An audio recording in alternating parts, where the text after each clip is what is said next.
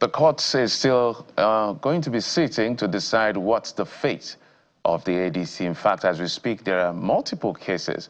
One is headed to the Supreme Court. The other is an injunctive order, mandatory injunction being sought by the David Mark group of the ADC. Now, Nafi Gombe is still insisting on the leadership of the party, and that will be decided at the trial court before Justice Emeka Nwite. The appeal court has said this has to be accelerated because there is no time. Today is 13th. So 10 days in, from 10 days from now, we should still see primaries, or should be expecting primaries of political parties to start happening. Now, based on the appeal court judgment, because of the appeal filed by Senator David Mark over the non-injunctive order by the trial court, that the court now said everybody should maintain status quo ante bellum, which is the bone of contention in the ADC. But the ADC has said part of what they will do is to go on with their plan, which started on April the 9th, from wards to local government to state congresses to the national convention. I think that will be taking place later on. Now, that has happened despite the decision of the court to say everybody should hold fire.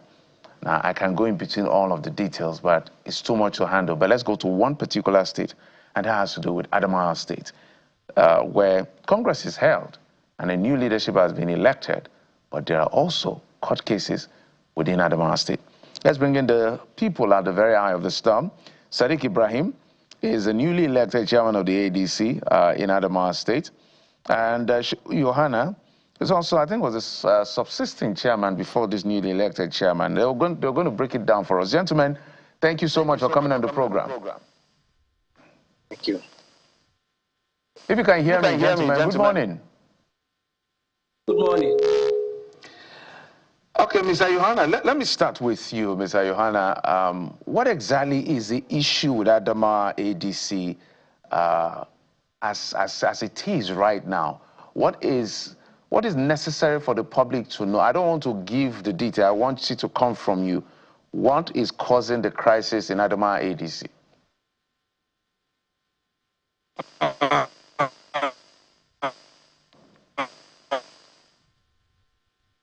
Good morning, viewers. Good morning. In ADC is peculiar because last time, exactly 25th March 2026, I attended the NEC of the African Democratic Congress, ADC, as one of the NEC members. And everybody knows that NEC is the highest organ that in any political party. I attended the NEC meeting in Abuja, which we discussed the modules and how the congresses will be going to conduct it. And we discussed it. And after the 25 March 2026, later on, Congress committee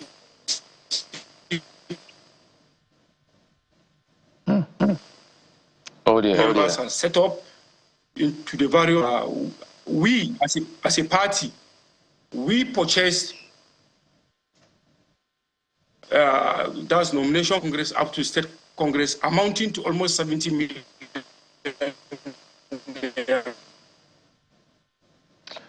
Apologies. I don't know what's going on with the network. We'll come back to you in just a moment as soon as we're able to sort out what the issues are. But let's come to Mr. Ibrahim. Mr. Ibrahim, you've been newly elected, but under controversial circumstance as the chairman of the ADC. Maybe relate to the public why this is. We already know what has been happening at the national level. Some of that crisis has snowballed into the sub-national level, where I mean the state chapters of the party. And now your leadership is what is called, quote unquote, embattled. And why is that?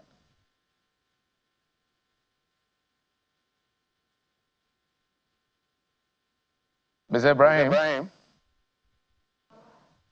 All right. What is yeah? Please go ahead, Mr. Ibrahim. What was the question again? I didn't hear that. I was saying that, if I understand very well, you're the newly elected chairman of the ADC, but this is under a very controversial circumstance. Walk us through what is generating this controversy. Well, as far as I'm concerned, there is nothing like controversy in the election that we held in Adamawa State, both from the polling units to the wards, local government, and then the climax, which took place day before yesterday, on Saturday, and then the subsequent declaration yesterday, and then the swearing in of the new ESCO, of which I'm heading. So I don't know who told you or who told the world that there was any controversy. I don't know that. But you can see Mr. Yohana here is also fighting for a spot in the ADC. So it's not about who told what. There cannot just be a controversy if there are no dramatis personae in this particular one. What is their agitation? Maybe let me ask it that way. Well, Mr. Yohana has never been chairman of ADC at any point in time in his life.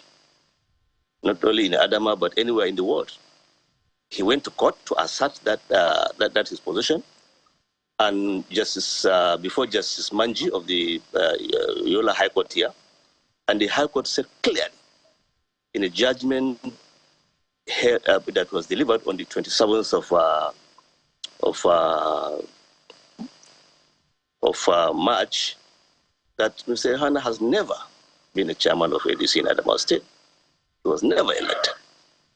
And that judgment is now 4 months old, because we're in April now, and he has never appealed against that judgment. So I don't know on what basis is he contesting his position. He has no basis at all. The heart of this, really, for a lot of people, is some sort of war between former Vice President Atiku Abubakar, former SGF Babachir Lawal. But I understand Mr. Yohana is back. So you can land on the point you were making, Mr. Yohana, because for Mr. Sadiq Ibrahim, he says you were never the chairman. There is no issue here. So Mr. Yohana, you can land on that and then we'll move to the next talking point.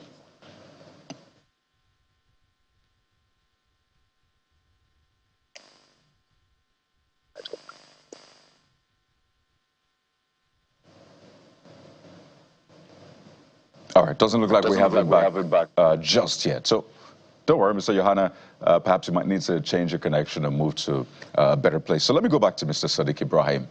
As I said earlier on, this is primarily seen as a battle for the heart of the Adamawa ADC between former Vice President Atiku Abubakar and former SGF Babachir Lawal. You are aligned with former SGF, am I correct? You're not correct. So who are you aligned with? As far as I'm concerned, yeah, absolutely. I'm not aligned to any one of them, and I'm aligned to both of them. You see, former SGF Babachir Lawal nominated me for the position of the chairman of Transition Committee, and former Vice President Atiku Abubakar approved my appointment. So I'm not aligned. I'm not aligned to any one of them. So when was the last time you had a conversation with former SGF Babachir Lawal? When was the last time I spoke to him? Did you ask me that? Yes, that's what I did. What did you say? What was the last time I spoke with him, or what? I can't hear you. Yeah, Mr. Sadiq Ibrahim. Yeah, that's exactly what I said. When was the last time you had a conversation with him? Last night. Last night. So you've not spoken to the former vice president in a while. Have you spoken to him as well recently? I spoke to him last night as well. So are you saying that both men, they have sheathed their swords and they are in each other's good books right now? Well, let me tell you the fact. You see, people just talk because they have some primordial sentiments and some personal interests. Anytime a Nigerian see that he has no way of achieving his goals, especially political goals, what they do, or what we do as Nigerians, is we talk about frivolous things and things that actually do not matter.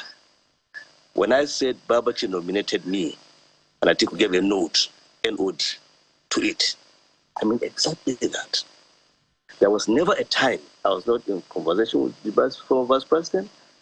There was never a time I was not in conversation with the former SGF. And I can assure you, as far as I'm concerned, there was never a time that these two gentlemen were fighting. Never. But those who want to contest election under them, they keep, trading insults and talking about things that I don't know. But actually, I was in the center of all these things. So Mr. Sadiq, did you say, just a moment, can you hear me? Did you say that at no time was Mr. Yohana the chairman of ADC in Adamawa State, even before the coalition came together? Absolutely. Because the INEC is like Corporate Affairs Commission now. If you want to have any information, you can go to INEC, pay the necessary fees, and then they give you the file to make a search. I was just a moment, sir. We also understand that there was a restraining order from a court in Yola ordering the suspension of this particular Congress. That's besides the big ones that are happening in Abuja. Were you also served in that particular case? Or was the party served? Were you aware of it as well?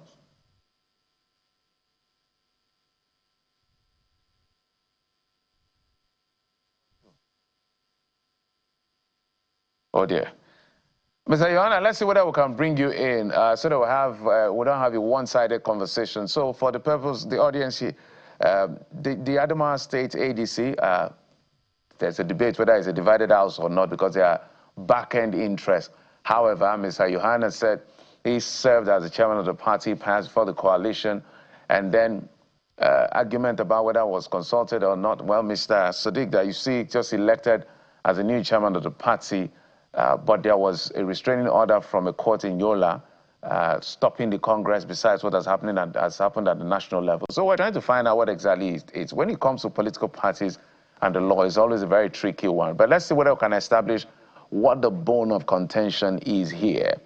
Mr. Yohana, are you back now? Yes, sir, I'm back. All right, we've not been able to hear much from you. So let me just reiterate what Mr. Sadiq has said. First, I want you to respond to the fact that he said you are not known to the ADC at any point in time in history to have led the ADC. I would like you to respond to that. Number two, help us establish this court case or the restraining order by the court and what court it was obtained from, whether they were served and they were in notice as far as that court case is concerned. And what's your position as it is now, because they've been inaugurated as new leadership of the party in preparation for the national convention. So 3 questions in one, so that in case the network cuts you, we still have some value from this conversation. Thank you, sir. Thank you, sir. From the very first instance, with due respect, Mr. Sadiq, that's all what he's saying is false statement, completely false statement, by saying that in any time I've never been the chairman of ADC in Adamawa State.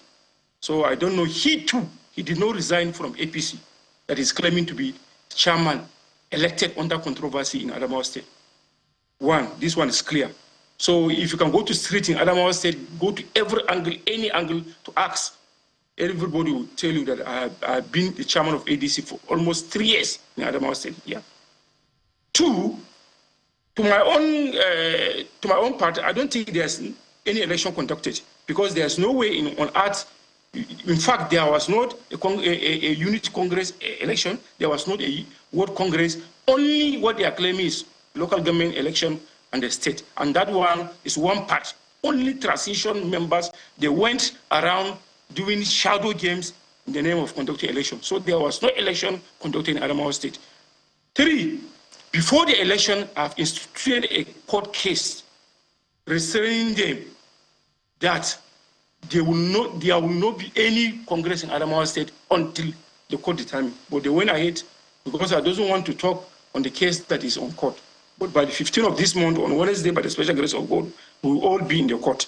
Court will determine whether there is an election or there is no election in Adamawa State. Thank you very much. So when were you elected in ADC in Adamawa State? When were you elected? When was your leadership, the tenure, when was it supposed to elapse? Let's put that fact right. It's not just saying you've been a leader. What date were you inaugurated? When did you win the election? We need to establish that on live TV. I was elected on 28 April 2022 as the State Secretary of ADC Adamawa State.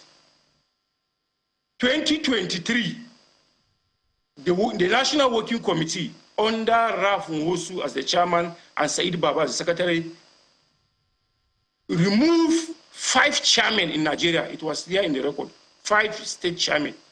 And by that, I was appointed as the caretaker chairman of the ADC in Adamawa State, up to date. So I was elected as... Let me also understand.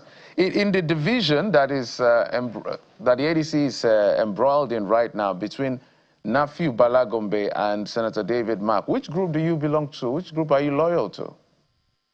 I belong to David Mark late administration. Were you consulted? So are you saying that you were... So let me... Why did you head to court?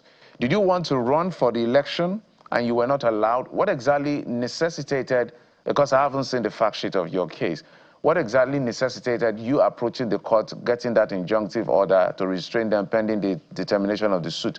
So why did you approach the court? What were you afraid of? What were you worried about? The Congress committee didn't follow the guidance of the election. One, by arriving to the state, they're supposed to come to the state secretariat of the party, but they went and lodged in a hiding hotel. And there's no any guideline when the election will be conducted, who are to be elected, who are to vote. There's no anything. We are just waiting.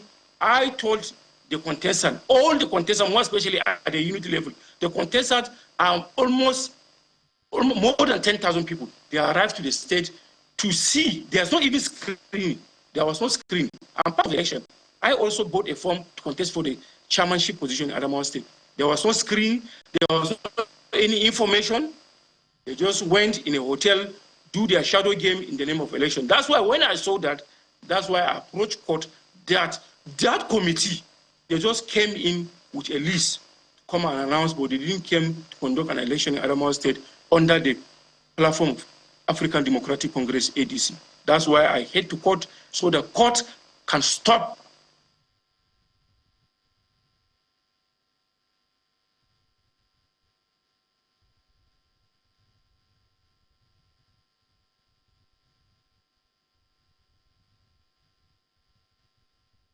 I hope you can hear me, Mr. Sadiq Ibrahim. Let's wind down with you.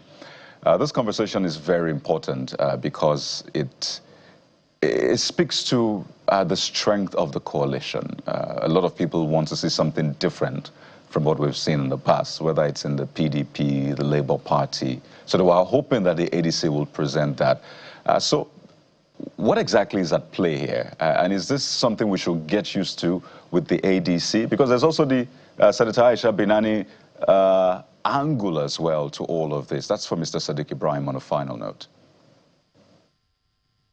Well, actually, if people have inordinate ambition to contest election, they have to go by the rules. And these rules have been laid down by the ADC from Memo 001 of 2025, when they proposed and implemented a coalition program, making the transition team for each state. And I headed that transition team. So we're going by the books. But some of them felt that they should start campaigning even before we have a party. And I put my feet down. I said, no, there will be no campaign until we have a party. So some of them got infuriated and started campaigning even when they didn't have a party. So eventually, when we came to transmute from transition to state leadership, we advertised. We told the whole world that timelines are set. From so date to such date, this will happen. From so date, this will happen. They will have none of it. It's an ongoing conversation. I've seen the order of courts restraining the Congress, and if I had time, I would have asked you whether there were screenings and proper consultation, but we don't have so much time anymore on this particular issue. So we wish you guys the very best. Sadiq Ibrahim, ADC chairman of the group, and Shehu Yohana also claiming the leadership of the ADC in Adamawa State. Gentlemen, we wish you the best. Thank you. Thank you. We're going to be looking at a couple of issues, from national security to this issue about whether or not Joash Amoputan, the chairman of INEC, is partisan or not, based on what is being stated as to the trail of his digital footprint that has generated a lot of concern, plus other issues. Stay with us.